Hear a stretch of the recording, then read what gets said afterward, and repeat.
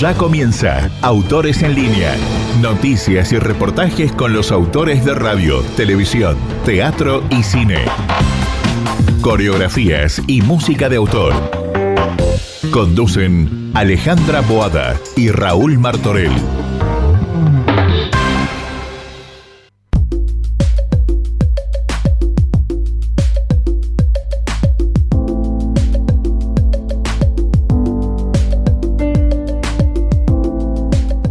Hola, buenas tardes. Hola Raúl, ¿cómo estás? Muy buenas tardes, Alejandra. Feliz de otro Autores en Línea. Bueno, ¿cuántos autores que estuvieron nominados, que ganaron el Martín Fierro? Muchísimos. Autores que ganaron el premio Argentores. También. Autores. Mes de premios. Sí, qué bueno eso, porque la verdad es un incentivo. Y a mí a veces cuando agradecen, por ejemplo, hay una terna, ¿no? Vamos a suponer que estamos nominados nosotros y dos más. Me resulta un poco chocante cuando dicen no, porque nosotros somos mejores, porque hicimos esto, el otro, como menospreciando a los otros dos, que seguramente son dos buenos programas también. Claro. Lo que pasa es que por una diferencia de un voto, dos, quedaron, pero el hecho de estar nominados, son todos buenos programas. No quiere decir que el que gana es bueno y el resto no se esforzó. Claro. Porque es como que justifican el premio porque pusieron mucho empeño, esfuerzo, Claro. Pero todos ponen igual empeño y esfuerzo. Sí, en la televisión a la gente confunde también el rating con el ganador del programa, que porque tiene mucho rating tienen que ganar. No tiene nada que ver eso. No tiene nada que ver. Mientras vos estés ese año, asistes 6 meses o 2 meses o 3 meses, puede participar. Y no es ni mejor ni peor. No, claro. Puede ser que lo saquen por bajo rating, pero no quiere decir que el programa no sirva. Claro, que muchas veces cuando agradecen es que dicen porque le ponemos mucho esfuerzo. Y todos ponen mucho esfuerzo. Claro. No es que ganó porque puso esfuerzo y el resto no. Eso es lo que no me gusta. Sí, pero la gente, viste, que piensan en ellos nada más. Sí. O sea, no se fijan por ahí que todos hacen esfuerzo. Sí, todos. Hubo un ganador, que me parece que era de Canal 7, que era un grupo, ganaron, y él habló bastante, lo tuvieron que cortar, porque le ponían música que pare un poco, y fue muy egoísta, porque habló él, no dejó hablar a sus compañeros, todos quieren saludar a su familia, a sus hijos, ¿viste? Y la verdad, muy egoísta, y se pasó el tiempo, le decían que corte, decía ya va, y quedaron los compañeros sin poder decir nada. Sí, hay gente que es así, ¿viste? Dice, horrible. Mi minuto y aprovecho y... Sí, pero se pasó. No le importa tiempo nada de nadie, ¿no? Sí, ya sé. Hay cosas que muestran también, ¿no?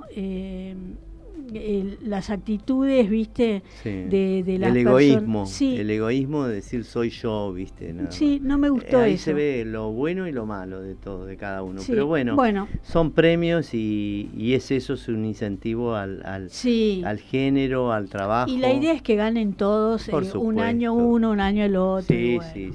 Agradecerle también nosotros a todos los autores que pasan por este programa, que ya vamos a crear el premio Autores en Línea. Sí, por supuesto. Vamos a hacer la entrega en unos años.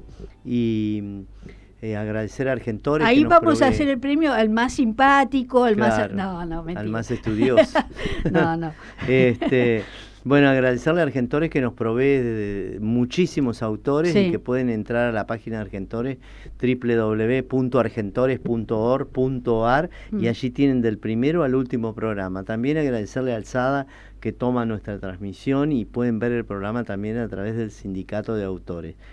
Quiero, a través de nosotros, Argentores felicita a los guionistas premiados con el Martín Fierro. Te voy a dar algunos. Argentores expresa sus más sinceras felicitaciones a los autores Sebastián Borenstein, Natacha Carabia, Andrés Gelós y Daniel Burman por el merecido reconocimiento obtenido en los premios Martín Fierro en la categoría de Mejor Autor Guionista por su trabajo en la serie Losi, El espía arrepentido, Canal 13.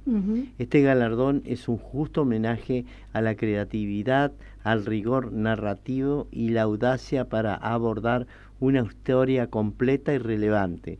El talento y la dedicación de este equipo autoral han dado como resultado una obra de ficción de inmenso valor, que no solo ha tenido la aprobación del público, sino que también ha enriquecido el panorama audiovisual argentino, reafirmando la calidad y la importancia de la industria de la autoría. Así que los felicitamos a todos estos autores a través de Argentores y nosotros también. Por supuesto también. Por supuesto. Y además anunciaron las obras ganadoras del certamen de relato para podcast. Sí. ¿No es cierto? Esto a través del Consejo de Radio. Uh-huh. Argentores anunció las obras ganadoras del certamen de relato autoral para podcast, una convocatoria destinada a fomentar la escritura y la producción de relatos sonoros originales pensados para podcast. Los autores y las autoras seleccionados son Premio Económico y Grabación, Mi Tío, obra 88 de Rodrigo Ruesta, Ramos Mejía, Buenos Aires. Esta es de Ramos Mejía en Buenos Aires.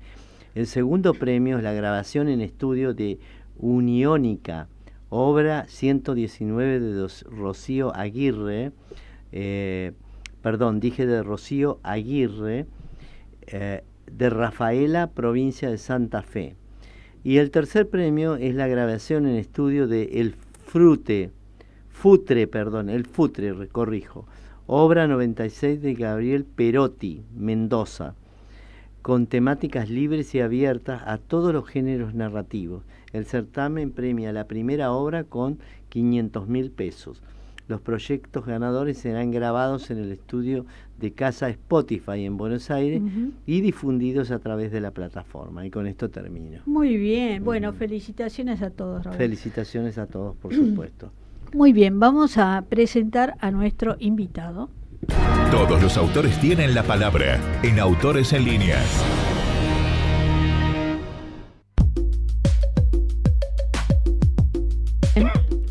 Perdón. Muy bien, sí, nos agarró la tos por el aire, ¿no? La gente ya tiene calor. Sí, vamos a presentar a nuestro invitado. Nuestro invitado es Julio Mandel. Él es realizador cinematográfico, es dramaturgo, guionista, es docente. Cuenta con una actividad profesional de más de 3 décadas de experiencia en la industria audiovisual. Es egresado como realizador especializado en dirección de la Escuela Nacional de Cinematografía, el ENARC. Se ha desempeñado en diversas áreas, incluyendo dirección, guión, cámara, iluminación y edición. Es diplomado en dramaturgia por la diplomatura del Paco Urondo, de la Facultad de Filosofía y Letras. Se formó en dramaturgia con Mauricio Cartún. Así que le damos la bienvenida. Hola Julio, ¿cómo estás? Hola, ¿qué tal? ¿Cómo les va? Muy bien. Buenas tardes, Julio. Raúl Martorell te saluda. ¿Cómo están? Muy bien. No pude terminar tu currículum, pero... No hace falta. Me agarró un poco de tos. Pero bueno, contame la obra que vas a presentar ahora, El Brusco. Mira, la obra la estamos presentando ya. Se trata de El Brusco, es una comedia un poco oscura que estamos haciendo en el Teatro del Pueblo, los días viernes a las 22 horas, durante todo este mes y el mes que viene también, y probablemente en noviembre también. Estamos muy contentos con la obra. ¿Cómo fue el recibimiento del público? Mira, hasta ahora vamos 2 funciones nada más, y el recibimiento fue realmente muy bueno. Obviamente la primera función es muy relativo eso, ¿no? Porque vienen muchos amigos, muchos conocidos, así que está más el entusiasmo de haberlo logrado, de haber estado. Sobre todo, como me gusta transmitir en este caso, es una obra que vino con mucho taller. O sea, yo la empecé a escribir en un momento y luego la fui tallereando con otros maestros. También la pasó un poco por la diplomatura que mencionaste que yo hice. Entonces, hay actores que están vinculados desde la diplomatura conmigo y conociendo la obra. Hay el asistente también y gente también del Teatro del Pueblo que me conoció a través de la diplomatura y a través de los talleres. Entonces se fue haciendo un vínculo. Entonces lo que vos decís, la gente es también el vínculo que fuimos generando sobre la obra, con la obra y conmigo y con todas estas cosas. Claro, ahora es como que la obra empieza a caminar y después de la temporada empieza algunas veces a girar, ¿no? Por el país o mandar a festivales, ¿no? También. Sí, eso tengo que informarme un poco, porque soy nuevo en el área de la dirección, así que estoy aprendiendo todo eso que decís. Sí. Claro, eso... Lo tenemos como un objetivo, Sí, eso está bueno, porque a veces uno se concentra nada más que en el guión, en la dirección, y hay que abrir la obra siempre, ¿no? Porque mucha gente se pierde de verla porque no la conoce. Así que es una gran tarea. Hay algunos que se llevan bien con eso, otros no, pero bueno, siempre puede haber alguien que los apoye o les vaya indicando el camino, ¿no? Sí, efectivamente eso ya me pasó de hecho, porque, bueno, una cuestión que te cuento, yo soy nacido en La Plata, sí. y me vine a vivir acá relativamente chico, a los 18 años, porque me vine a estudiar cine acá y ya no tengo mis amigos nada más, mis amigos de la escuela secundaria y hasta de la primaria. Y cuando se enteraron que iba a montar la obra, muchos de ellos vinieron al estreno y dijeron, la tenemos que llevar a La Plata, ya era todo se armó como una cuestión de los amigos empujándola. Qué bueno eso. Qué bueno eso, qué bueno. Aparte, La Plata es una plaza importante de teatro, ¿no? Sí, claro que sí. Por supuesto. En toda la cultura, en todo. Sí. Bueno, contame la temática de El Brusco. Ya el título me suena como algo brusco, justamente, ¿no? Tiene que tener algo de eso. Contame un poco la temática.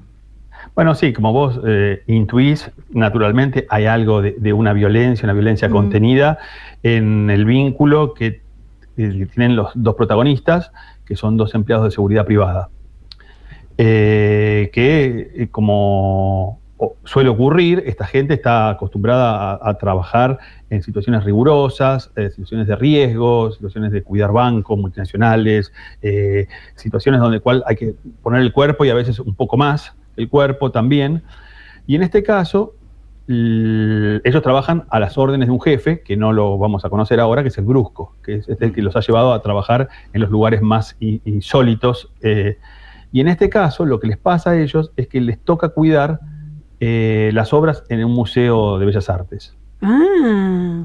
Entonces, ese trabajo que, entre comillas, podría ser pasivo, de cuidar que nadie se pase la línea amarilla, que nadie saque una fotografía con flash, es ese trabajo que es de un cuidado relativamente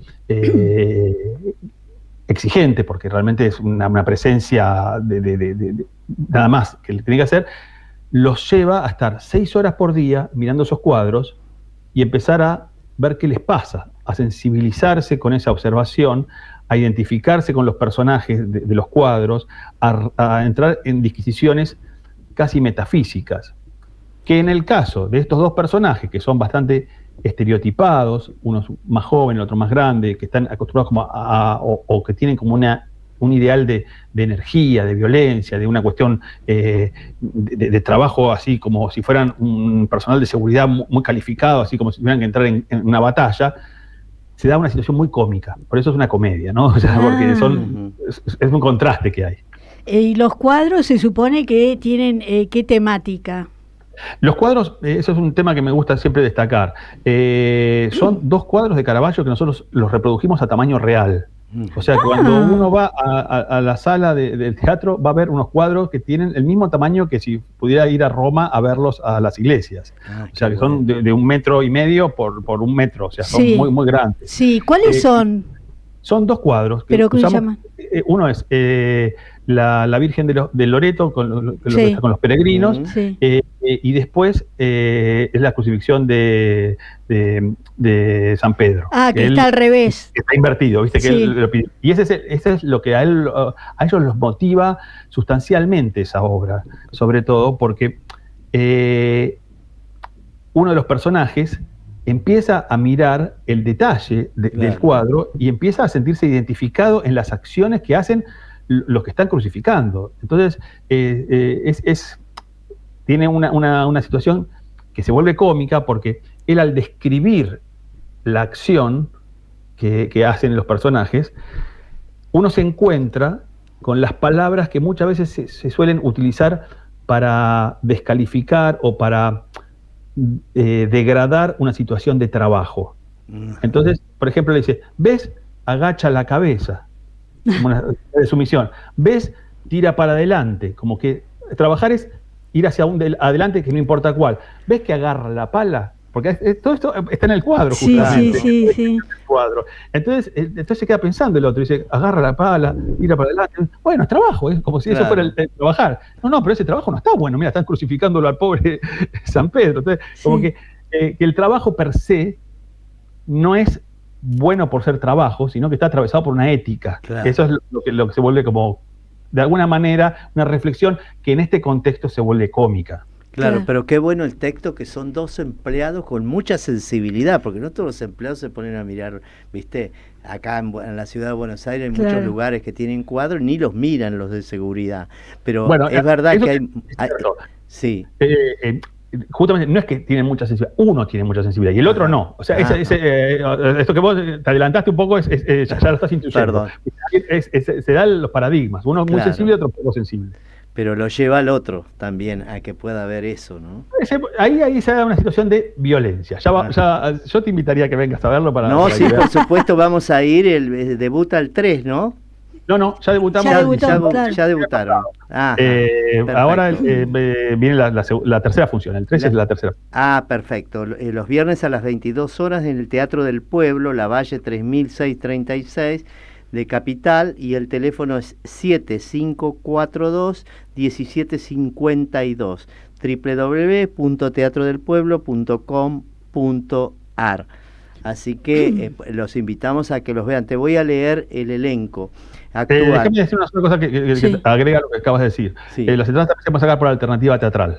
Perfecto. Acá, y a veces es más cómodo, ¿viste? Sí. Y también un detalle más parroquial es que hay descuento para jubilados, para estudiantes, para vecinos de Almagro. Muy bien. Vecinos también, mirá qué bueno eso. Pasaporte vecino para la gente de Almagro. Bueno, actúan Gonzalo Espíndola, Sebastián Rafa, artista invitado Federico Peset, el diseño de escenografía es de Anabela Araniz, el diseño de luces es de Eduardo Turri, el diseño sonoro de Gabriel Mandel, realización de escenografía Nicolás Araniz y Ezequiel, Araniz es Ezequiel, dice. Redes sociales, Lena Mandel, asistencia general Gabino Torlaschi, y la dirección con quien estamos hablando, y es el autor Julio Mandel. La duración es de 60 minutos y la clasificación es artes escénicas, teatro presencial para adultos. Muy bien. Julio, ¿cómo elegiste a Caravaggio? Porque tiene que ver un poco con ser brusco o... Mira, Caravaggio para mí es un autor que me encanta. Desde el secundario lo vengo siguiendo. Como leíste al principio, también tengo una formación cinematográfica y siempre la luz fue muy maravillosa para la expresión. Siempre lo estudié desde muy chico, la fotografía, la dirección de fotografía.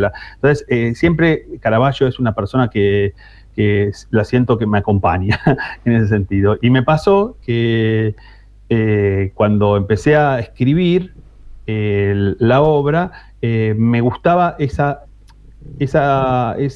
metodología que había hecho Caravaggio con respecto a la búsqueda de sus protagonistas. Sus protagonistas eran gente de la calle, gente común, no eran modelos. Y eso es lo que lo hacía tan controversial, porque de repente, justamente, el tema de la Virgen, que está en el cuadro ahí, no era una virgen precisamente, era una prostituta del pueblo. Pero era tan eximio para retratar que todo el mundo quedaba conmovido, porque veía a la prostituta, no veía a la Virgen. Entonces había toda una cuestión muy interesante en ese punto, ¿no? Pero esa devoción, esa calidad que él había logrado era justamente con la gente común. Y a mí me interesaba retomar esa mística, esa magia que puede tener la gente común. Entonces pensaba que muchas veces en la gente común hay un saber, una sensibilidad, una búsqueda que yo lo encontraba análogo en estos personajes que había elegido. Entonces, por eso me sentía un poco Caravaggio al elegir a Caravaggio y elegir gente como hubiera elegido Caravaggio para retratar. Sí, Claro. qué bueno. Y también cuando él pintaba, lo que yo recuerdo es que lo hacía rápido, no era que hacía un boceto y después lo retocaba en la cara. Directamente estaba la persona y le daba, y bueno, era el maestro del tenebrismo, le dicen, ¿no? Del Exactamente. claroscuro y todo eso. Sí, para mí un talento bárbaro y un tipo controversial, ¿no? Porque estuvo preso, mató... Sí. un par Era de de- armas era llevar, brusco, era brusco. Era de armas llevar, sí. Sí, sí. Tiene que ver un poco con la brusquedad de la obra, ¿no? También. Sí. Pero sí, era un genio, un genio. Sí. Eh, Y por suerte, y es una cosa que también se menciona en la obra, es que esos cuadros han trascendido de una manera que los personajes están vivos. Entonces hay algo de la trascendencia, de eso de lo inmortal que él ha logrado a partir de su expresión artística dejarnos con vida y cuestionándonos y mirándonos y haciéndonos reflexionar todavía. sí, porque esto que hablamos del 1500, 1600, 1602. Claro, imagínate Ujú. de esa época, sí, es increíble, la verdad. Pero qué buena combinación, ¿no? Primero vos empezaste pensando en las obras de Caravaggio y después en la gente de seguridad, ¿o al revés? No, yo te voy a contar un secreto. Cuando empecé a escribir esto, había pensado en una idea que tenía que ver con lo siguiente. Como yo les conté, que trabajo también en cine, en televisión, yo había tenido que hacer una serie de reportajes filmados. Yo dirigía un pequeño documental que estábamos haciendo por la provincia de Buenos Aires, siguiéndolo al maestro Miguel Ángel Estrella, el pianista. Sí. Sí. Por todas las escuelas de la provincia de Buenos Aires. Y él en todas las escuelas, todos los días, íbamos a una escuela distinta, le contaba a los chicos una misma anécdota, que era una anécdota de Atahualpa Yupanqui. Y decía que Atahualpa Yupanqui siempre le había dicho a él que una persona que escuchara media hora por día a Bach se convertía en una mejor persona. Ujú. Entonces esa idea me gustó, como esa cuestión de una persona que está todo el día mirando los cuadros de Caravaggio se transforma en una mejor persona, o sea que le pasa algo, hay algo de eso que trasciende. Entonces, Qué bueno. ese era el punto de partida. Sí. Y yo dije, pero con esto sacamos una sonrisa al público. Para poder hacer una historia tiene que haber una contrapartida. Claro. Entonces ahí me aparecía el otro personaje. Cuando uno no está media hora por día escuchando Bach o mirando Caravaggio, pero sí está a lo mejor en una situación abyecta, dolorosa, cruel, ¿qué le pasa a una persona que se expone a esa situación? Probablemente tenga que generar una coraza de insensibilidad para poder vivir. Entonces, una persona muy acorazada, porque está acostumbrada a un rigor, a una violencia, y una persona que se empieza a abrir a una sensibilidad, ahí empezó a fluir un contenido que dije, acá hay una obra de teatro. Claro. Qué bueno, claro. Qué bueno, Sería algo bueno. así como el acostumbramiento, que es lo que dicen a veces ante el terror también, ¿no? Cuando uno se acostumbra a cosas que no son buenas, dejan de no ser buenas, porque ya es una costumbre. Y eso pasa también en lo bueno a veces, ¿no? Exacto, sí. Es una pérdida de sensibilidad, Claro. una pérdida de conciencia del otro, una pérdida de disfrute también, porque uno para insensibilizarse tiene que cercenarse un montón de cosas que le gustaría hacer. Sí, yo a veces hablaba una vez también con un periodista sobre, esto era más complicado, más trágico, ¿no? Que era el hecho de matar a una persona, ¿no? De asesinar a alguien, y decía que la primera vez es la más traumática y la más complicada, en donde por primera vez haces eso, y que después ya es como común. que ya lo hiciste, Sí. no común, pero Sí. digamos... Claro. Pero Eh, los sicarios, como por ejemplo. se rompió el tabú. Sí, se te fue el miedo, digamos. Podríamos ponerlo en términos religiosos. Ya una vez que cometiste el pecado, Claro. ya que le hace más Sí. una mancha más al tigre. Pero Claro. eso me lleva a los sicarios que están acostumbrados a ir Claro, y pero el matar sicario gente. se dedica a eso, claro, la Por primera encargo, vez. ¿no? Sí, cobran por Claro, eso. sí. Pero digo que la primera vez cuando ya pasaste esa línea, después resulta más fácil, digamos, seguir, ¿no? Pasa a ser una cosa. Lo Sí, ideal lo es... estoy poniendo en términos muy trágicos, porque Sí, matar esto no es es lo muy- mismo que a lo mejor tener una actitud que también puede tener una equivalencia de insensibilidad. ¿Qué sé yo? me imagino una persona que a lo mejor no es solidaria en un trabajo con otro, y al primero le da un poco de resquemor y después no le molesta más, y a una persona que no da el asiento en el subte, y al principio se siente incómodo y después no le importa más, y a una persona que no colabora con otro que necesita algo en la escuela, y después, bueno, y lo va dejando, y así lo podemos ir escalando un poquito más a situaciones de sensibilidad con los viejos, con los enfermos, con otras personas que a lo mejor necesitan algo, y bueno, está bien. Sí. Ya no puedo ocuparme de todo, y al final uno se va desentendiendo de cuestiones que son densas a veces. Es verdad, sí. Siempre tiene que haber alguien o algo que te despierte, digamos, ¿no? Que te saque de ese ámbito. De ese lugar. Sí, para no normalizarlo, ¿no? Totalmente. Pero bueno, y qué bueno la otra partida, que es lo que decías de Atahualpa, de escuchar 30 minutos eran a Bach, pero bueno, o ver una obra, bueno, tal vez ver la misma obra 30 minutos es un montón, porque claro, pero ellos estaban ahí. Seguro que lo que le pasa a ellos es que al principio la ven como una cosa que tienen que cuidar, pero después empiezan a ver las expresiones. Empiezan a buscar dentro de la... ¿Ves que tiene las patas sucias? Dice en un momento. Es verdad. Empiezan a observar. Empiezan a meterse como, o sea, no es que uno lo ve por media hora.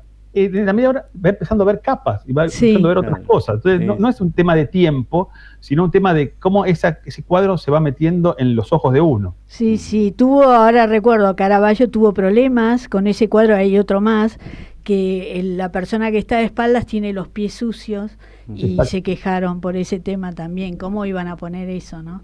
Claro, como que... pero esos detalles, sí. No, qué fascinante, a mí también me gusta mucho Caravaggio. Y me parece buenísima la combinación, nunca se me hubiera ocurrido, la verdad, esa combinación entre el cuidador. Está muy bueno el disparador. Que justamente lo que vos decías, que el cuidador tiene una tarea como sencilla, es que no pasen la línea, qué sé yo, que no usen el flash.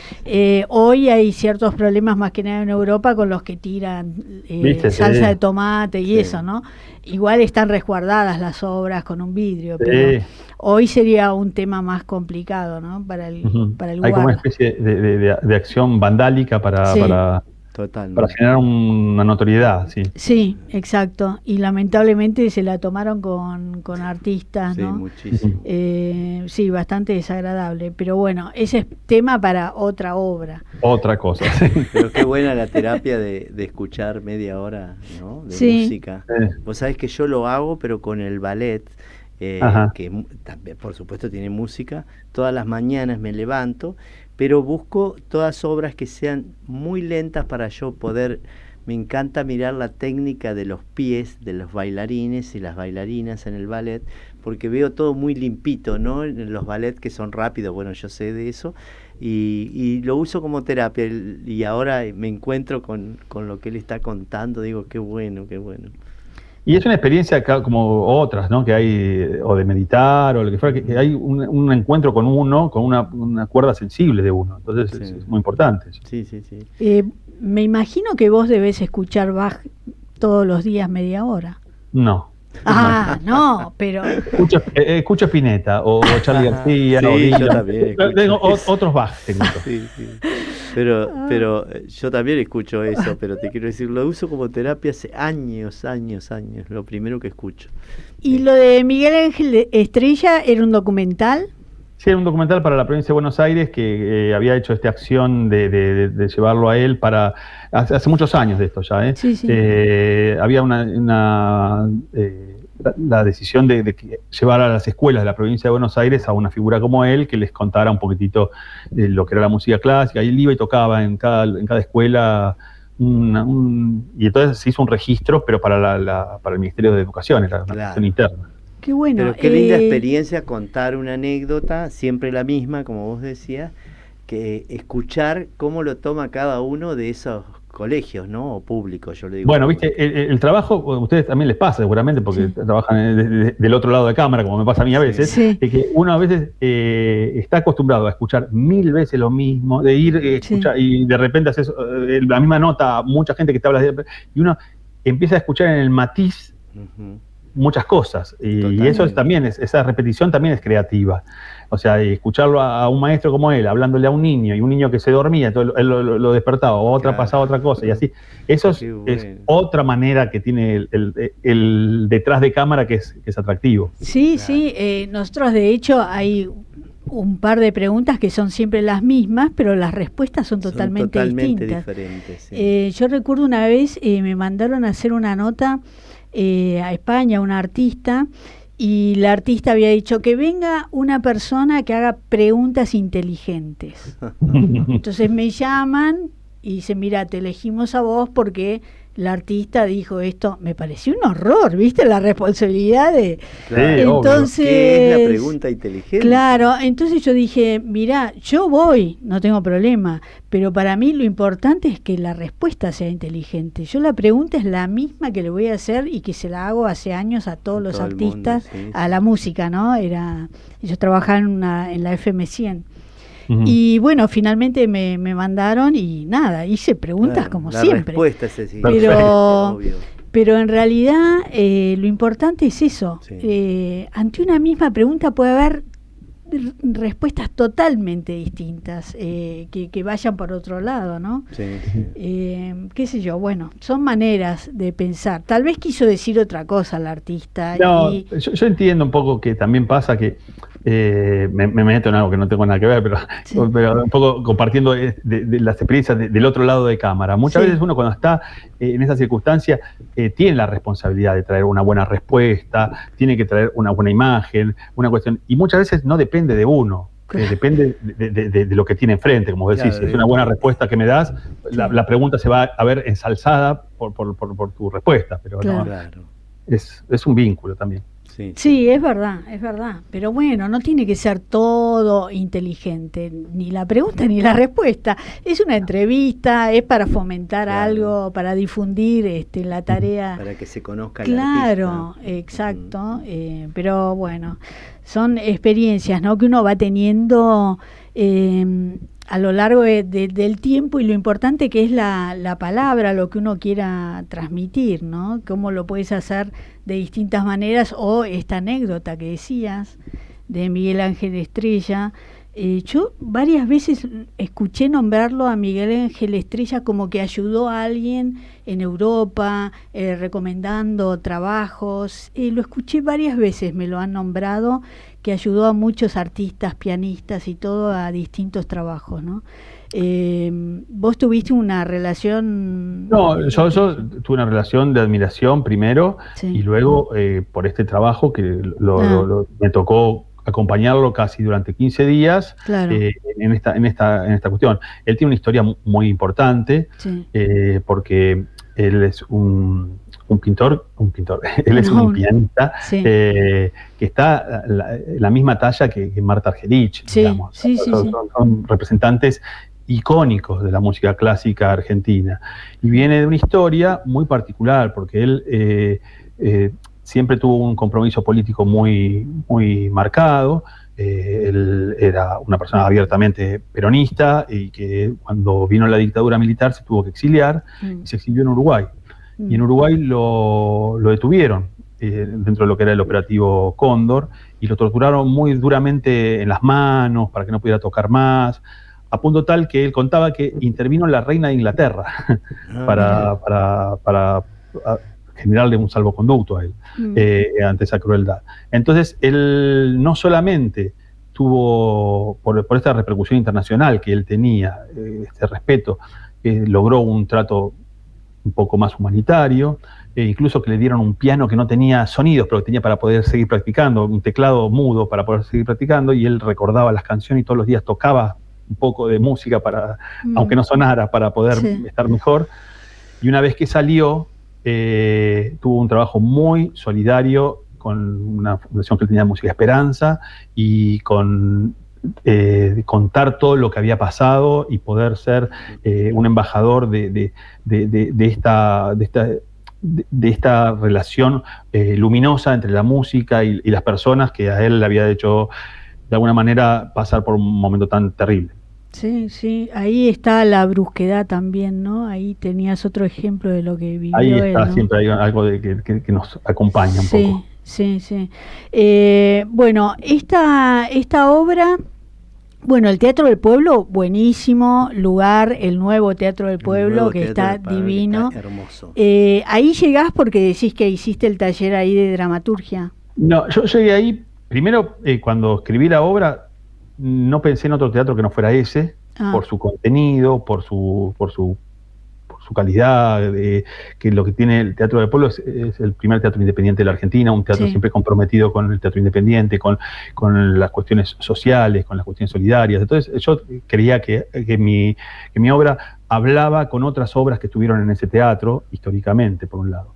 Y por otro lado, sí, es cierto, dentro de la diplomatura en dramaturgia que yo hice, conocí a Perinelli, a Roberto Perinelli, claro, y a Andrés Binetti. Entonces tenía un acceso más próximo y ellos tenían un acceso también a mí y reconocer la obra, la razón por la cual, si bien, como suele ocurrir estas cosas, uno tiene que hacer su carpeta, hacer la presentación y eso se debate en una especie de cooperativa que tiene la fundación, que define todo esto, o sea, no tenía ningún privilegio al respecto, pero era un lugar donde había una escucha que resonaba positivamente. Por supuesto, le quiero mandar un abrazo a Roberto el Bocha Perinelli, que siempre nos escucha y nos ve. Sí, que va todos los días al teatro. Todos los días va al teatro. Sí, todos los días. Sí. ¡Qué bárbaro! Le mandamos un beso porque siempre ve nuestro programa. Sí. Siempre. Yo a veces voy al teatro y lo veo, está en primera fila. Siempre está en primera fila. ¡Qué bárbaro! Y es una persona que sabe un montón. Sí. Y le gusta transmitirlo. Sí. Que no es lo mismo, ¿no? Saber un montón que gustar transmitirlo. Claro. Sí, bueno, la generosidad, ¿no?, de la docencia. ¿Vos sos docente? ¿Qué das? ¿Qué materia? Yo doy periodismo televisivo y taller de televisión en una universidad privada, y es una manera que también encontré de mucha satisfacción, ¿no? Encontrar chicos jóvenes de entre 20 y 25 años, a los cuales también le apasiona la televisión y el relato audiovisual, y transmitirles lo que uno aprendió y sobre todo un lenguaje que hoy por hoy está bastante menospreciado, menoscabado, porque sin ánimo de decir nada, pues, la cuestión de todo lo del streaming ha hecho que la televisión se degradara en su manera de narrativa. O sea, la gente ve cosas en YouTube, pero que no tienen lenguaje audiovisual. Son micrófonos y gente que habla. Sí. O sea, no hay no hay plano, no hay escenografía, ni hablar, no hay ni ficción. Entonces, poder tener todavía un espacio donde uno le pueda transmitir a otros jóvenes esa expertise, esas ganas de hacerlo, es para mí muy importante. Sí, pero los streaming esos se nutren de la televisión, porque yo a veces veo y toman cosas de la televisión y lo hacen a su manera, ¿no? Pero claro, digo, hay gente que dice va a desaparecer la televisión, para mí no va a desaparecer nunca, o sea, habrá cambiado, no hay ficción, ¿no es cierto? Luchemos para que haya ficción, va a ser difícil por los costos, pero todos esos streaming o en YouTube se nutren de la televisión, de lo que genera la televisión, de lo que va quedando, ¿no? Mirá, decían lo mismo de la radio y sigue la radio, y decían lo mismo de la pintura y Caravaggio sigue, y cada vez que aparecía algo nuevo, o sea, cuando aparecía la fotografía decía no va a haber más pintura, y entonces venía el cubismo y todas las cosas del siglo XX a demostrar que era mentira que se iba a acabar la pintura. Claro. Y, o sea, seguimos, o sea, son expresiones. Contame, ¿qué dicen tus alumnos? ¿Qué opinan de la televisión hoy? ¿Es para viejos? ¿Es como la televisión hoy es el Facebook, digamos? En las redes sociales, viste que están los viejos tienen Facebook, miran la tele, y los jóvenes Instagram. Bueno, ya Instagram empieza a ser viejo también, pero... Sí, mira, hay un ejercicio que uno hace todos los años, que es cuando te presentás, le pedís a todos los alumnos que en un papel anoten quién es, su mail, todas esas cuestiones que hacen falta para reconocerlos, y después cuestiones específicas, si leyeron algún libro que lo pongan, si vieron alguna película que lo pongan, si tienen redes sociales, si ven algún streaming, qué es lo que ven. Y yo siempre hago el mismo chiste. Si ven tele, pongan qué programa ven. Sé que no ven tele. Claro. ¿No? Como ya descuento, no espero que vean tele. Entonces, se enganchan en eso y dicen, sí, no, yo no veo tele.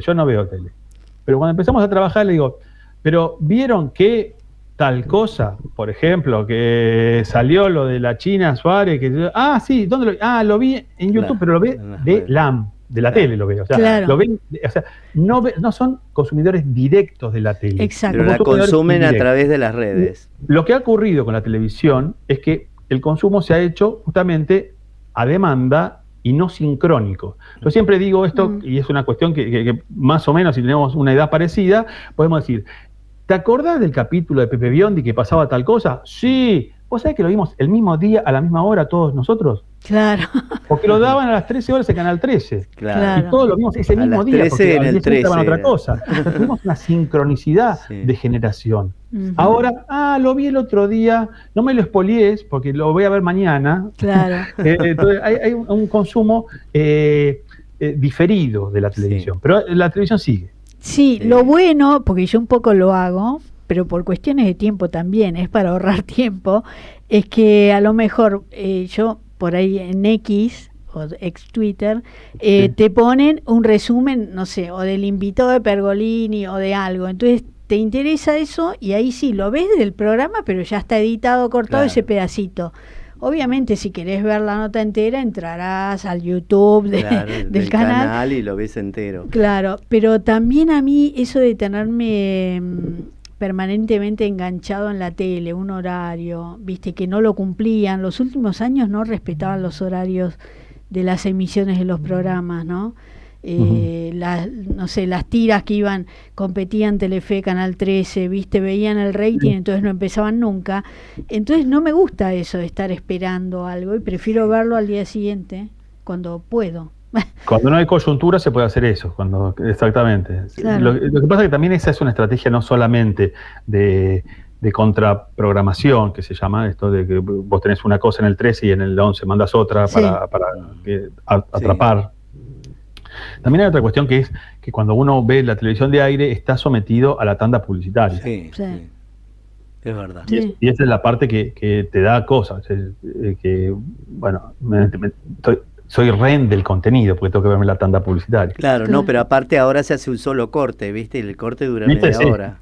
Y dura una eternidad. Pero Telefe ahora te pone, faltan 3 minutos o 4, y eso, bueno, te da el tiempo de calcular, bueno, hago zapping, vuelvo, o miro, hago tal cosa.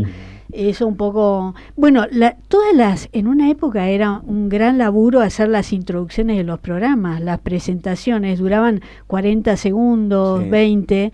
El fondo de título. Claro, y por el tema del rating, la gente se iba, porque dice, no, hasta que esté la apertura, mientras voy al otro canal a ver qué pasa. Entonces, para cautivar a la gente, directamente arranca el otro programa. Y en la radio el famoso pase. Claro, en la radio el pase se llamó. No, y en la tele también se hace. Sí. Y sacaron, ya no hay más. O sea, ya no haces un programa con una introducción, una apertura. Directamente dicen, hola, buenas noches. O sea.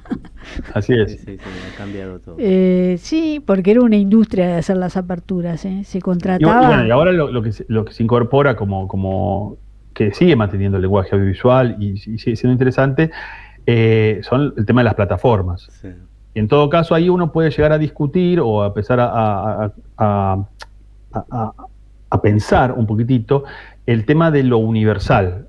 O sea, esas famosas tiras de polka que eran tan de color local, cómo funcionan, si es que funcionan en una plataforma como Netflix que necesita necesariamente tener una cuestión panregional.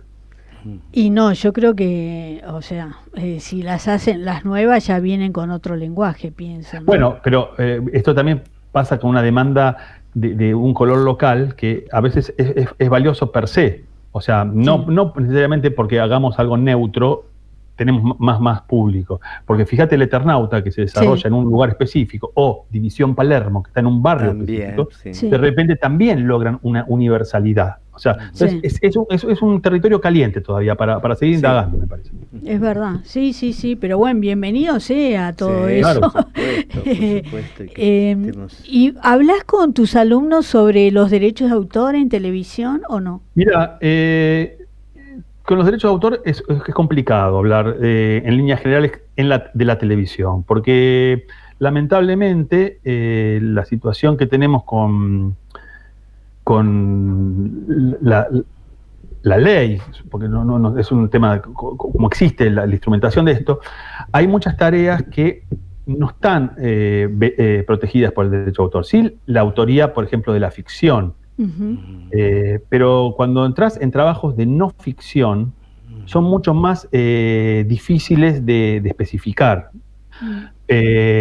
Por ejemplo, una redacción de una locución para un informe periodístico, si bien es una construcción de guionista y lo hace un periodista, no está ni siquiera, no tiene ni peso de puntaje para lo que es Argentores. Claro, entonces es como algo que sería un trabajo extra que es innecesario hacer, porque lo que vas a recibir por eso, y además hay poco educación al respecto. Claro. Y lamentablemente la televisión de aire se ha fortalecido mucho en los contenidos de no ficción. O sea, los no ficción son los realities, por ejemplo, Sí, ¿no? sí. Y esos no tienen una categoría muy específica dentro de lo que es la nomenclatura de la televisión en Argentina. Está todavía pensada en una televisión de tira, donde tenés un autor, donde tenés 30 capítulos o más. Entonces quedó un poquito antiguo eso. Entonces desalienta bastante el tema de conocer lo que son los derechos de autor. Siempre hay una idea de registrar ideas para que no te las roben, pero no la cuestión de que una vez que escribiste y está expuesto, algo te corresponde como autor. Claro, claro. Sí, hay mucho guión en los realities, tienen un guión que mucho tiene que ver con el guión de edición, ¿viste? El guionista... Eso es lo que yo hago fundamentalmente. Claro. Está tomado de lo mismo que generan los chicos que están en un claro, reality pero o vos en el tenés programa que de cocina. definir qué vas a poner, Claro. ¿viste? Si pasó que Martín habló con tal, hago esto... Y todo eso es un gran guión, un gran laburo que habría... Que además es previo a eso, porque a mí me gusta explicar muy claramente cómo funciona el guión de una no ficción tipo un reality. Sí. O sea, no solamente está en la edición, está en la previa. Cuando vos decís, van a cocinar, por ejemplo, 3 platos, Sí. ya estás armando un guión. Sí. Y que le vamos a meter este tipo de dificultad, que van a tener estos ingredientes. Es otra regla de juego que va a condicionar. Porque eso hay que narrarlo de alguna manera. Entonces hay que venir a buscar la comida a tal lugar. Y le vamos a dar un tiempo. Entonces hay que contarlo eso. Sí. Y a lo mejor, en el momento del rodaje, ese material genera unos 40 minutos y tiene que durar 3 minutos. Entonces vos tenés que elegir esos 3 minutos que narren esa historia. Entonces vas a decir con qué elementos audiovisuales los vas a contar. Con voz en off, con testimonio, con un testimonio a cámara posteriormente o con el desarrollo de la escena. Todo eso lo hace el guionista. Claro. Sí, no es necesariamente, mucha gente piensa que es un guionista teatral que dice, uy, ¿a qué día lindo es hoy? Y tiene como escrito el texto de lo que tiene que decir. No es así. Las cosas acontecen, pero se administran de una manera guionada. Sí, es complicado. Sí. Y mucho trabajo. Uno de los primeros reality que se hizo de Gran Hermano, lo llamaron a Jorge Weiman, que fue el primer guionista que tuvo acá en la Argentina, ¿no? Y Sergio Weiman. Sí, Sergio Weiman. ¿Jorge Maestro o Sergio Weiman? Dijiste Jorge Weiman. No, Sergio Weiman. Ahí está. Perdón, me equivoqué. Porque el otro día lo recordó Villarruel en una nota, que él estaba en ese momento en Telefe, y dice, bueno, cuando se hizo este reality yo llamé a Weiman para hacer ese formato que quedó así ya acá en la Argentina, ¿no? Que viene de afuera, ¿no? Sí, tenían guionistas fuertes, ¿no? Sí, es un tema, hay mucha gente trabajando en guión, sobre todo de no ficción, porque es un poco quemador eso, ¿viste? Te quema la cabeza. Sí. Tenés que estar viendo muchas horas, tenés que definir, tenés una urgencia diaria. También ha ocurrido también que se captura mucho material, o sea, hay mucho material que se registra en tantas cámaras que hay, y eso ha hecho que los guionistas de la vieja escuela tengan que actualizarse a trabajar con computadoras editando el material. No solamente estás en papel, trabajando en papel. Antes trabajábamos en papel, subrayabas con un marcador verde y decías, esto hay que ir a la sala de edición, y entonces venía otra persona que se encargaba de elegir esos pedacitos. Claro. Ahora es tan urgente todo que mismo el guionista se agarra a la computadora y corta y edita el material que necesita que salga al aire. Claro. Qué bárbaro. Bueno, en el caso de Pergolini, por ejemplo, los monólogos tiene como 4 guionistas, o sea, el principal es Borenstein y tiene 3 personas más. Claro, la cabeza es Borenstein y después tiene todo el triángulo, ¿no? Para abajo. Para hacer o sea, la primera parte, digamos, bueno, la mayoría, ¿no? Que hacen la presentación. Pero sí, hay mucho trabajo. Lo que pasa es que, como siempre, están abajo de la alfombra los guionistas. Sí, pero bueno, yo creo que no, dentro del mundo de los guionistas sabemos quiénes están en cada... Sí. O sea, lo que pasa es que no sé si el guionista busca las luces del reconocimiento tanto como la figura que está delante de cámara. O sea, claro. Es un tema que también el guionista ha elegido eso porque le gusta estar haciendo magia y que no vean el conejo que metió dentro de la galera. Porque quieren que vean su talento, digamos, claro. No su imagen. Sí, es como que no les importa el reconocimiento del público, les importa el reconocimiento de los productores o los colegas, los que los van a contratar o poner el guión en marcha, tal vez, no sé. Pero bueno, hubo algunos guionistas que cuando le decíamos de hacer las notas, decían, no, yo soy re tímido, justamente escribo para no tener que hablar. Igual nos daban la nota, pero... Sí, y les cuesta mucho salir en cámara, sí, porque ese es el lema nuestro, ¿no? Que queremos que los conozcan. Claro. Escracharlos. No, para que los conozcan. Porque también con ese concepto. Son el corazón de cualquier obra, ¿o no? Bueno, sí, como dice el eslogan de Argentor, ¿no? Sin guión no hay obra. Sin autor no hay obra. Sin autor no hay obra. Es así, eso es así. Así es. Pero bueno, la idea es que los conozcan y si en una ficción que matan a un personaje, que la gente los reconozca y se queje y le diga, ¿por qué lo mataste? Bueno, lo que le pasaba a Migré, ¿no? Que sí, a Migré le pasaba. Le tiraban, cuando había muerto un personaje que no me acuerdo cuál era, le tiraron de un edificio, le tiraron agua. Lo hacían responsable de la muerte. ¡Qué locura! Sí, no. Qué bárbaro. Pero bueno, qué linda tarea. ¿Tenés algo en mente escribiendo a mitad de camino para el futuro o no? Bueno, uno nunca para de escribir, ¿no? Muy bien. Pero sí, pero ahora estoy disfrutando esto que para mí tiene la novedad de que es una obra grande, larga, digamos, porque yo venía trabajando en teatro, en microteatro, previamente no estaba trabajando en teatro tradicional, entonces mi primera obra grande como director, entonces estoy aprendiendo todo eso, que es el día a día de una obra larga, de convocar a la gente para que venga, de estar haciendo notas, por ejemplo, que nunca había hecho, y cosas por el estilo. Bueno, vamos a repetir. Recordamos que el Brusco está en el Teatro del Pueblo, en la Valle 3636, en Capital Federal, todos los viernes a las 22 horas. Así que los invitamos, invítalos vos también. Sí, lo último que le digo es la red social, para que sepa que es el brusco.obra en Instagram. Si quieren escribirnos por ahí, también les vamos a responder. Perfecto. Elbrusco.obra. Vamos a ir ahí este viernes seguramente, o el próximo vamos a estar por ahí. Yo creo que te va a ir súper bien. Sí, hay que difundir la obra, que se enteren. Cualquiera que se entere va a querer ir a ver la obra. Ojalá. Yo creo que sí, creo que te va a ir muy bien, pero muy bien. Bueno, muchas gracias por la nota, Julio. Suerte. Muchas gracias a ustedes. Ya nos tenés, cada estreno que hagas nos mandás y... Bueno, perfecto. Sí. Y me encantaría hablar de vuelta sobre la televisión y los guionistas. Me gusta mucho lo de la tele. Sí, a mí también. Bueno, un beso, hasta luego. Bueno, chao, hasta luego, muchas gracias. Adiós. Gracias. Muy bien, Raúl. Nos vemos la semana que viene. Vamos a ir a ver el Brusco. Sí, por supuesto. Con otro autor o autora nos vamos a ver. Bueno, hasta luego. Bye. Esto fue Autores en Línea. Nos reencontramos el miércoles a partir de las 3 de la tarde. Autores en Línea.